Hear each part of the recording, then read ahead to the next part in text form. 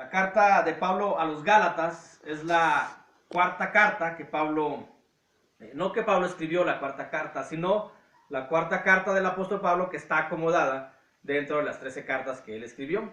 En la tercera sección, que son las 13 cartas paulinas, y después de Romanos, la primera y la segunda carta de los Corintios, está acomodada la carta a los Gálatas en su número 4 del acomodamiento. Y en esta carta de Pablo a los Gálatas, el enfoque principal es el Evangelio de una manera distinta, no como lo describió en la carta a los Romanos. Allá lo describió como el plan de salvación. Y aquí, aunque obviamente sigue siendo el plan de salvación, pero aquí da puntos de lo que es el Evangelio, de cómo ha recibido, de la supremacía que debe tener el Evangelio, de la superioridad del Evangelio hacia la ley, de todas esas cosas que estaba luchando en un principio la iglesia y que sigue luchando la iglesia, la palabra de Dios, con aquellas personas que suponen que no es lo suficiente el Evangelio para la salvación, que no basta con bautizarse, que no basta con que el Señor Jesucristo hubiese venido, hubiese muerto, hubiese sido sepultado y hubiese resucitado, que no basta con ello, que tienen que hacer obras de la ley, obras que en algunos casos, las obras que se practican en la actualidad no son obras ni siquiera de ley de Dios, sino son obras sino que son leyes que Dios reguló de prácticas que ya había. Hay algunos que tienen como ley el ayuno, por ejemplo. El ayuno no fue una ley divina. El ayuno fue una ley que Dios organizó o acomodó porque era una práctica que ya se venía haciendo por los judíos, pero no la estableció como ley, o sea, no bajó esa ley del cielo, sino fue una práctica, así como el concubinato. El concubinato era una práctica que ya se venía realizando antes de que Dios estableciera la ley, y lo único que Dios dio fue regular esa práctica y darle también los derechos a la mujer concubina. En el caso del ayuno, que para muchos lo practican y que suponen que es una ley de Dios, no es una ley de Dios, es una costumbre de los judíos que Dios luego reguló como una costumbre. Pero algunos piensan y suponen que no es suficiente el Evangelio, que tienen que hacer esas actividades para sentirse que están bien con Dios y para tener la salvación. Y en eso Pablo se enfoca mucho en esta carta para quitar esas ideas, esas prácticas. Y empieza primero con la carta a los Gálatas, empieza primero hablando de lo que es la supremacía del Evangelio. En el capítulo 1, versículo del 6 en adelante, dice: estoy maravillado de que tan pronto os hayáis alejados del que os llamó por la gracia de Cristo para seguir un evangelio diferente. Tenían el evangelio de Jesús, pero aparte estaban siguiendo otro tipo de enseñanza, otro evangelio, como en la actualidad hay un grupo religioso que es la Iglesia de Jesucristo de los Santos de los Últimos Días, el grupo mormón, pues, que tienen otro evangelio, como si no fuese suficiente el evangelio de Jesús, y tienen el otro evangelio de Jesús. Dice el versículo 7, no que haya otro, sino que hay algunos que os perturban y quieren pervertir el evangelio de Cristo. Mas si aún nosotros o un ángel del cielo os anunciare otro evangelio diferente del que os hemos anunciado, sea anatema. Eso significa de que si la persona cree en el evangelio, pero no cree que sea la supremacía, es decir, que sea lo suficiente para la salvación, que tiene que tener otros escritos, que tiene que tener otras actividades, otras prácticas, entonces, y si hay alguien que se los anuncia, le está anunciando otro evangelio. El único evangelio es la muerte, sepultura y resurrección del Señor Jesucristo para vida nueva, para andar para ser nueva criatura y para tener oportunidad de salvación y tener vida eterna. Dice el versículo 9, como antes hemos dicho, también ahora lo repito, si alguno os predica diferente evangelio del que habéis recibido, sea anatema. Aquí vemos cómo tanto el que predica va a ser anatema, como el que lo lleva a cabo va a ser anatema, es decir, va a ser maldito.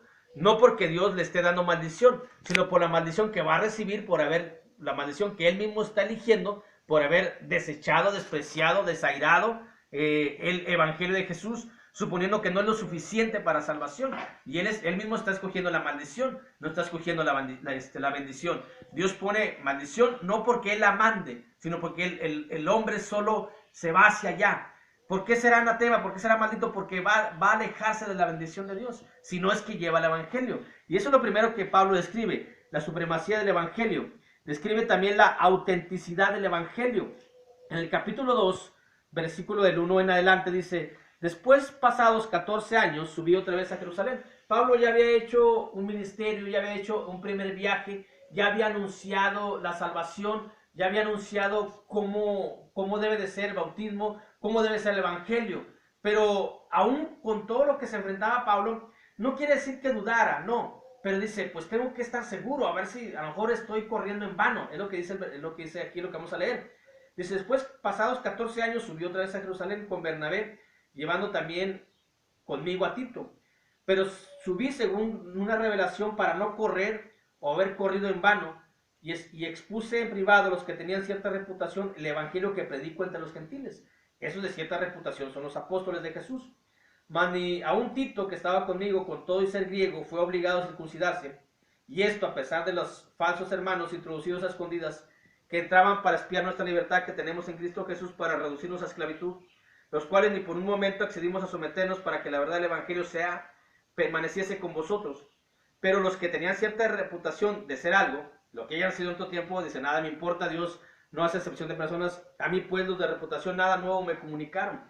Antes, por el contrario, como vieron que había sido encomendado al evangelio de la incircuncisión como a Pedro, el de la circuncisión, pues el que actuó con Pedro para el apostolado de la circuncisión, actuó también en mí para los gentiles. Reconociendo la gracia que me había sido dada, Jacobo, Cefas y Juan, que eran considerados como columnas, nos dieron a mí y a Bernabé la diestra señal de compañerismo para que nosotros fuésemos a los gentiles y ellos a la circuncisión. Solamente nos pidieron que nos acordásemos de los pobres, de lo cual también procuré hacer con diligencia. Esto es cuando allá en el libro de los Hechos encontramos cuándo fue que ellos fueron hacia allá, cuando en el capítulo 15, como título ahí de la Reina Valera, viene el concilio de Jerusalén. Es cuando Pablo estaba ahí, es cuando Pablo está acá en Gálatas, dice que es cuando él subió a Jerusalén, ahí en el capítulo 15, para no correr en vano.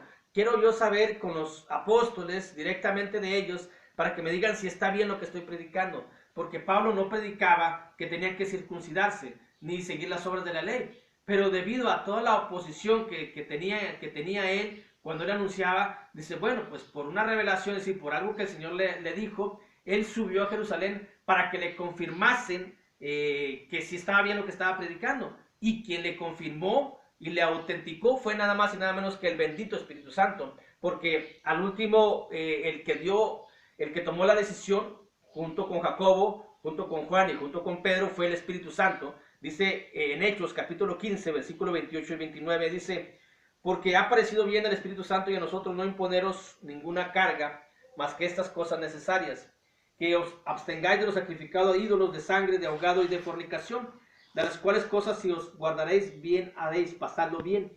Y esto fue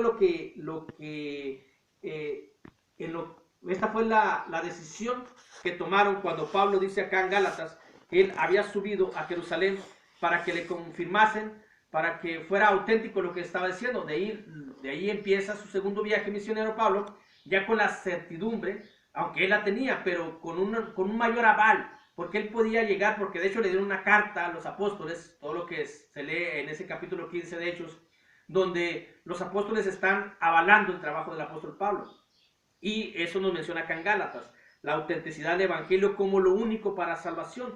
También describe en la carta a los Gálatas la verdad del Evangelio, capítulo 3, versículo del 1 al 5, dice, oh Gálatas insensatos, ¿quién os fascinó para no obedecer a la verdad?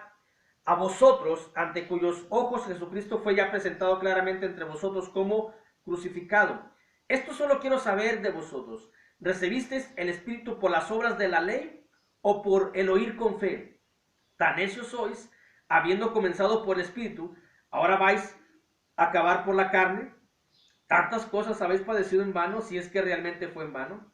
Aquel pues que os ministra el Espíritu y hace maravillas entre vosotros, ¿lo hace por las obras de la ley o por el oír con la fe? La verdad del Evangelio es que no se necesita realizar las obras de la ley para la salvación. Dice el versículo 11 de Gálatas 3, y que por la ley ninguno se justifica para con Dios, es evidente, porque el justo por la fe vivirá. La ley no es de fe, sino que dice, el que quiere estas cosas vivirá por ellas. Esa es la verdad del Evangelio. La verdad del Evangelio es que no se necesita realizar las obras de la ley, como muchos grupos religiosos tienen que practicar el ayuno, tienen que practicar ciertas cosas que vienen en la ley, como el ayuno, como lo que es el diezmo, para sentirse que están cumpliendo, cuando aquí la Escritura dice otra cosa. También describe las inconsistencias que hace el hombre hacia el Evangelio. Capítulo 4, versículo 9 dice: mas ahora, conociendo a Dios, o más bien siendo conocidos por Dios, ¿cómo es que os volvéis de nuevo los débiles y pobres rudimentos a los cuales os queréis volver a esclavizar? Guardáis los días, los meses, los tiempos y los años. Me temo de vosotros que haya trabajado en vano con vosotros. Es decir, las inconsistencias, porque ya habían sido salvos, ya habían sido libres y querían volver nuevamente a la esclavitud que produce la ley. Lo que produce la ley es la esclavitud. Dice ahí en el versículo 11, en el capítulo 5, porque leímos Gálatas 4, del 9 al 11. En Gálatas 5, versículo 1 dice: estad pues firmes en la libertad con que Cristo nos hizo libres, y no estéis otra vez sujetos al yugo de la esclavitud. Ese yugo de la esclavitud era el producto de la ley, porque por la ley nadie es salvo. La ley no puede salvar. Lo único que salva es el Evangelio. Tampoco se tiene que mezclar las cosas. No es una mezcla de cosas. El Señor Jesucristo vino, cumplió con la ley, la cumplió a cabalidad. Ya cumplida la ley, estableció el Evangelio. Y lo único que queda para salvación es el Evangelio, que es lo suficientemente vasto para salvarse. Las obras de la ley se pueden realizar en el sentido de la ley moral. O sea, todo lo que está establecido en la ley tiene uno que realizarlo. Pero todas las cosas de la ley, sacrificio y todo eso lo cumple Jesucristo. Ya no es necesario guardar el sábado, por ejemplo. Muchas cosas que están establecidas en la ley ya no son necesarias porque todas las cumplió el Señor Jesús. Y lo único que está establecido para salvación es el Evangelio. No debe haber una mezcla de ley con el Evangelio, porque entonces no sería la adoración que Dios está pidiendo y no sería el camino hacia la salvación. Jesús dijo: yo soy el camino, y Jesús es el Evangelio. Nunca dijo: la ley es el camino. Jesús dice: yo soy el camino, la verdad y la vida. Nunca dice: la ley es el camino, la verdad y la vida. Y Jesús es el Evangelio, porque Él llevó la muerte, fue sepultado y Él resucitó sin ninguna obra de la ley. Y eso es lo que se encarga Pablo de describir todo esto en la carta a los Gálatas. Y también, por hacer un resumen solamente de lo que es la carta de Gálatas, describe la exhortación a permanecer en el Evangelio, capítulo 5, versículo del 16 en adelante. Andar en el Evangelio significa ser seres espirituales y no andar en la carne. Dice: digo pues, andad en el Espíritu y no satisfagáis los deseos de la carne, porque el deseo de la carne es contra el Espíritu y el del Espíritu es contra la carne, y estos se oponen entre sí para que no hagáis lo que quisieses. Esta es la carta de Pablo a los Gálatas, en un resumen solamente.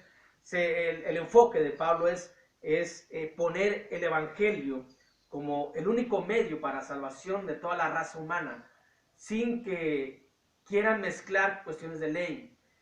Y Pablo aclara lo que va a pasar a aquellas personas que quieran llevar cuestiones de la ley. Dice: sea anatema, porque entonces están llevando un evangelio diferente, un evangelio mezclado con ley, un evangelio mezclado con la costumbre y cultura judía, cuando hoy ya el evangelio es para todos, porque para Dios no hay acepción de personas. El evangelio se acomoda muy bien a cada cultura de cada parte del mundo, sin tener que llevar a cabo la cultura judía. Es importante conocer la cultura judía, sí, para entender mejor la Escritura, pero no para practicarla. Esta fue la carta de Pablo a los Gálatas, la cuarta carta de las 13 cartas que el apóstol Pablo escribió en su acomodamiento. Dios los bendiga.